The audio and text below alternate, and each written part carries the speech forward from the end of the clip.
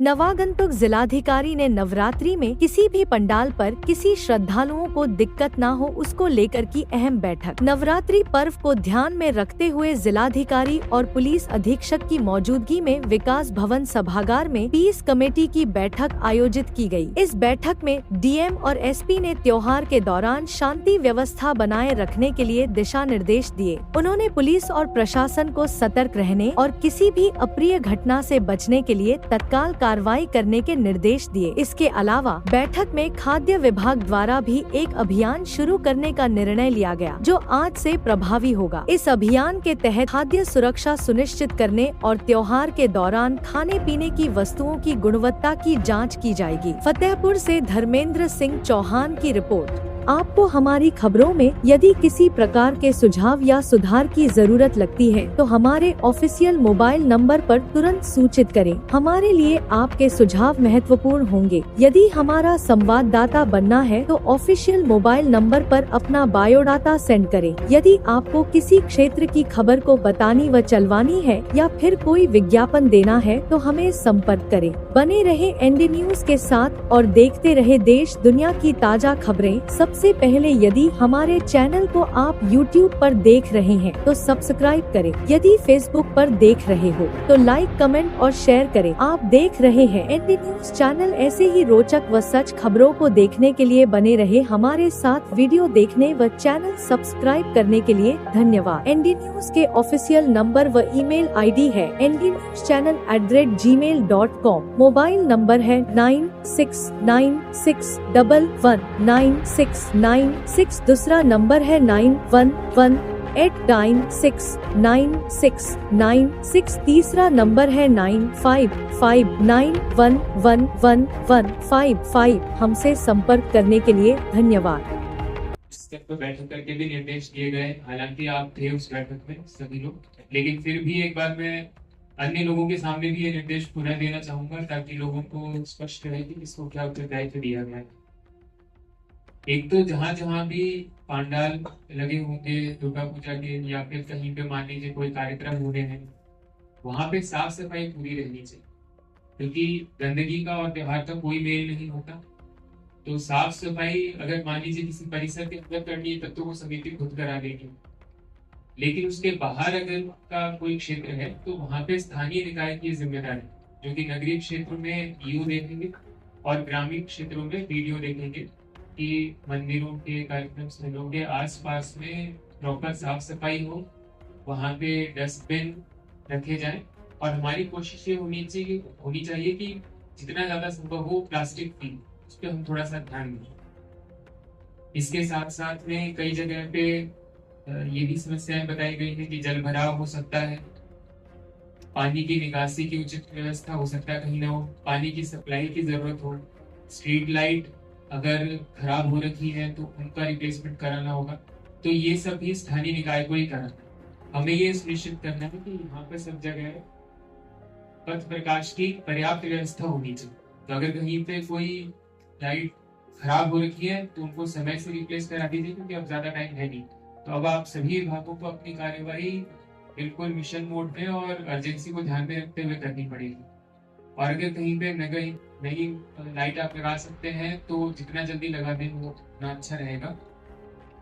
जल भराव से बहुत ज्यादा एक्सीडेंट होने के चांसेस हो जाते हैं, तो वो आप सुनिश्चित करिए कि कहीं भी ना हो, प्रॉपर निकासी हो जाए, पीने के पानी की सप्लाई सब जगह पर्याप्त रहे।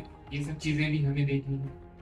उसके अलावा एक थोड़ा सा इनको ये ध्यान रखना हो कि किसी प्रकार का आपके नाम पे या आपका नाम का दुरुपयोग करते हुए कोई अन्य अवैध वसूली न कर रहा हो आपके कार्यक्रम के आसपास, तो वो थोड़ा सा आप लोग भी ध्यान रखिएगा।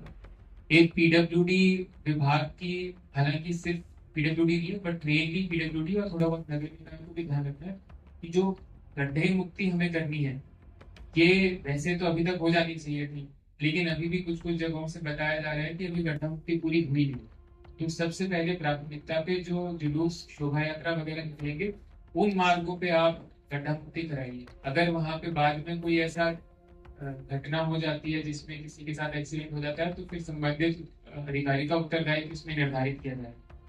तो खास करके जो त्योहार के रूप से संवेदनशील मार्ग है, जो क्षेत्र है, उनमें गड्ढा मुक्ति आप प्राथमिकता पे कराइए और बाकी दिवाली से पहले पहले अन्य सभी जगहों पे भी हो जाना चाहिए। विद्युत सेफ्टी बहुत ही इंपॉर्टेंट है, क्योंकि हम कई बार देखते हैं कई जनपदों में होता है, ऐसी दुर्भाग्यपूर्ण घटनाएं हो जाती हैं। बिजली के खंभे मान लीजिए टेढ़े हैं तो वो गिरने का एक खतरा रहता है। गिरने का हो सकता है आपका पिछले 1 साल से वो टेढ़ा खंभा पड़ा हो, किसी के साथ दुर्घटना नहीं हुई, लेकिन हो सकता है अगले 4-5 दिन में हो जाए। तो इसमें भी अगर किसी की लापरवाही की वजह से होता है तो उस अधिकारी का डेफिनेटली निश्चित रूप से उत्तरदायित्व हम निर्धारित करें।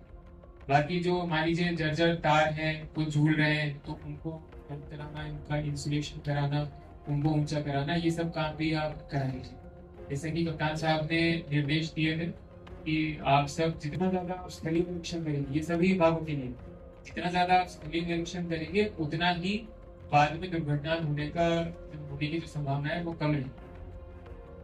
इलेक्ट्रिकल सेफ्टी ये तो हो गया एक जनरल आपका पब्लिक एरिया में। उसके अलावा जहाँ जहाँ कार्यक्रम हो रहे होंगे वहां पे भी देख लीजिए तो उनके पास में इलेक्ट्रिसिटी सप्लाई का कोई इश्यू नहीं होना चाहिए, निर्बाध विद्युत आपूर्ति हो।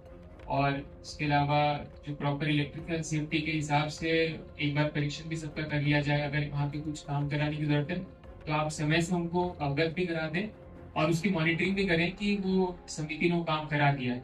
हम इसमें कि कतई ये न माने कि एक बार हमने सूचना दे दी या पत्र जारी कर दिया तो हमारी जिम्मेदारी खत्म हो गई है। ये धारणा कोई न रखे और ये जो भ्रम है अपने आप मन से सभी लोग निकाल दें। सिर्फ पत्र लिख देना, सिर्फ अवगत करा देना, इससे काम खत्म नहीं हो जाता। हमें फॉलो अप भी करना पड़ेगा, तभी वो धरातल पे लागू होगा।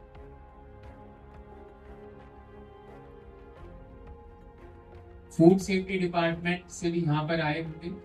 इसमें कई बार सब जगह ही देखा जाता है कि जैसे त्योहार आते हैं अचानक से मिठाई की जो सप्लाई है वो बहुत ज्यादा बढ़ जाती है, डिमांड को ध्यान में रखते हैं तो उसमें मिलावट की बहुत ज्यादा संभावनाएं होती है और मिलावट होती भी है। तो आप सबसे पहले तो एक अभियान तत्काल शुरू कर दीजिए। हमारी कोशिश ये नहीं होनी चाहिए कि त्योहारों के समय हमने जांच किया और जो मिलावट पाई गई उस पर कार्रवाई कर दी, क्योंकि मान लीजिए आप नमूना जांच करेंगे कुछ केसेस में, लेकिन बाकी लोगों के स्वास्थ्य के साथ तो खिलवाड़ हो ही रहा है। तो इसके लिए जरूरी है कि आप तत्काल करें और उसका प्रचार प्रसार भी करें ताकि लोग डरें। और उसके अलावा भी जब भी आपके जांच में अधोमानक सैंपल पाए जाते हैं तो उस पर क्या क्या आप कार्रवाई कर रहे हैं उसको नियमित रूप से आप मीडिया में निकालें, ताकि जो मिलावट करने वाले लोग हैं वो भी इससे डरें और वो जब वो मिलावट करेंगे नहीं तभी हम मानेंगे कि हमारी कार्रवाई का सही और अच्छा नतीजा आ रहा है। बाकी व्यापार मंडल के भी कई लोग हैं, मैं उनसे भी ये अनुरोध करूंगा कि आप अपने सदस्यों को प्रेरित करें कि वो खुद तो नहीं करेंगे लेकिन और कोई अगर कर भी रहा है तो उसकी भी जानकारी हमें दें ताकि हम उनके खिलाफ कार्रवाई करें। स्वास्थ्य विभाग से मैं अनुरोध करूंगा कि जितने भी संवेदनशील क्षेत्र हैं जहाँ पे कार्यक्रम हो रहे हैं या फिर यात्राएं निकल रही है, सबको सेक्टर्स में डिवाइड करके आप अपनी टीम्स बना दें। हर आयोजन परिसर के में भी आप अपने डॉक्टर का नाम, फोन नंबर वगैरह दे दीजिए ताकि अगर कोई कुछ हो जाता है तो फर्स्ट एड के लिए तत्काल वो सूचना कर सके। और कुछ अपनी दवाइयों का स्टॉक भी आप वहाँ पे दे सकते हैं ताकि एटलीस्ट फर्स्ट एड तो वहाँ पर उपलब्ध हो जाए। फिर अगर जरूरत पड़ती है तो आप कुछ निजी अस्पतालों से भी बाहर ताकि वो अपने हॉस्पिटल्स में कुछ बेड आरक्षित करके रखें ताकि अगर मान लीजिए CHC जिला अस्पताल दूर है तो इमीडिएटली उसको रिक्वायर्ड मेडिकल केयर उपलब्ध कराएं। जो हमारे पांडाल होंगे वो हम थोड़ा ध्यान रखें, ये मेरा सभी समितियों से अनुरोध होगा कि सार्वजनिक स्थलों पे ना हो, सड़क पे ना हो।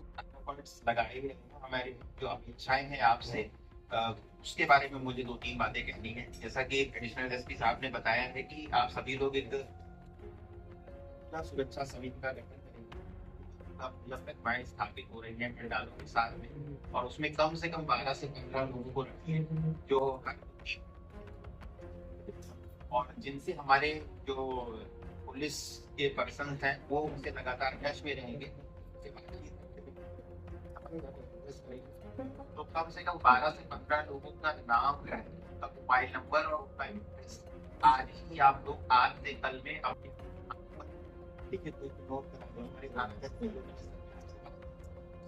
मोबाइल नंबर उस कोऑर्डिनेशन रहेगा। कोई भी समस्या पर जल्दी निराकरण करके।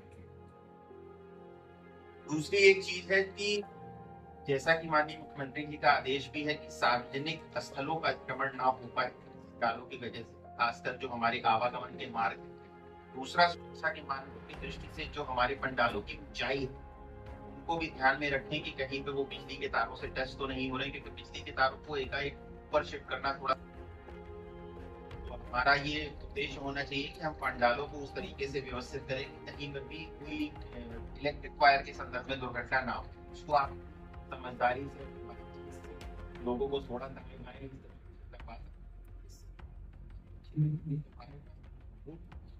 करना भी है, कोई ऐसी घटना ना हो जाए जिससे किसी की जनधन की हानि हो, वो कभी भी उचित नहीं है। साथ ही साथ जो परंपरागत मार्ग यात्राएं, संगम यात्राएं, हम सभी को करना है। आपको कहीं कोई कंफ्यूजन हो, आप उसको अभी बता दें, अभी समय है विसर्जन में, तो हम उसको देख सकते हैं, उसकी समस्या का समाधान कर सकते हैं। कहीं में कोई विवाद है, लेकिन उस परंपरागत रूप को आप लोग एक बार चिन्हित कर लें। और मैं सभी सीओ और एसडीएम साहब से भी ये निवेदन करूंगा कि हर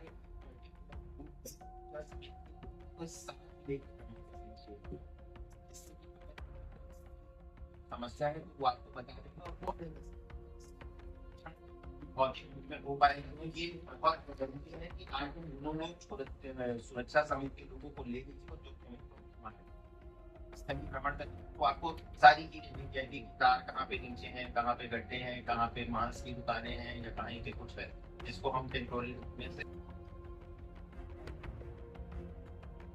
इसके साथ साथ विसर्जन के समय पे ट्रैक्टर पे कई मूर्तियां निकलती हैं, तो उसमें कई बार कितने जब रखी है तो सही व्यवस्थित किया जाए। ट्रैक्टर की केवल मूर्तियां ही करें, लोग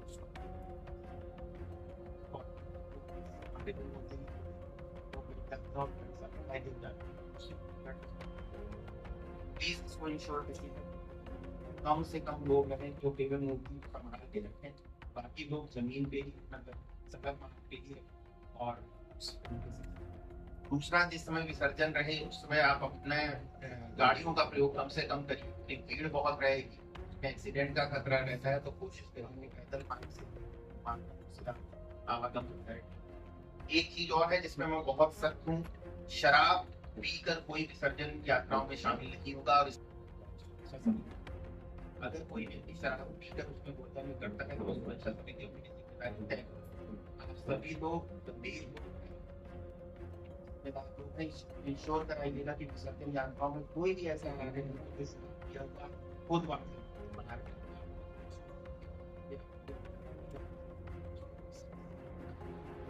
ये नहीं होना चाहिए कि आपने उनको भी सक्रिय कर दिया, उसके बाद वो एक तरीके का होता है और कानूनी रूप से तो त्योहार की शुचिता को बनाए रखने के लिए बहुत एक कोई अश्लील नृत्य और अश्लील गीत इन सब का प्रावधान नहीं होगा किसी भी पूजा समिति के।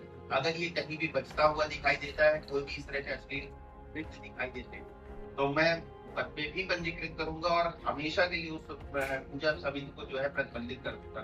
त्योहार रजिस्टर में इस चीज को मेंशन करके तो करिएगा कहीं पे भी इस तरह का कोई अश्लील नृत्य और अश्लील गीत नहीं बनना चाहिए। धार्मिक त्योहार है, आप धार्मिक रूप से जिन भी चीजों को मान्यता है उन चीजों को आप वैज्ञानिक रूप से आपकी जिम्मेदारी को धार्मिक तरीके से बनाए। कहीं भी इस तरह की चीजें ना हो जो हमारे दो लोग जो उसके खिलाफ कंप्लेन हो, हमें कार्रवाई करने पड़े, तो किसी के लिए भी सुरक्षित स्थिति नहीं रहती। सीसीटीवी कैमरे के लिए ये बात हुई है, कोशिश करेंगे कि हम जहाँ पे हमारे संसाधन है उनको करना है। प्लीज आप लोग भी बड़े जो समितियां वो कोशिश करें कि अपने यहाँ जो समितियां हैं उनके लिए सीसीटीवी कैमरा लग जाए, तो उससे हमारे लिए भी आसानी होगी और आप सभी के लिए भी ये हो। जितने भी बड़े पंडाल हैं, हम वैसे फायर स्टेशन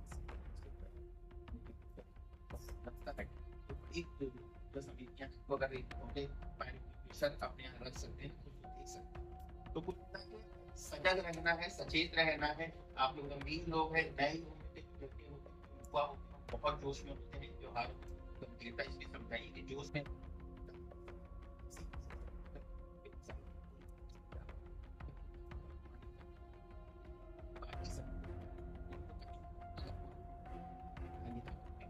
कोई भी समस्या आती है हम सारे लोग आपके साथ हैं, हमेशा संवाद की स्थिति में।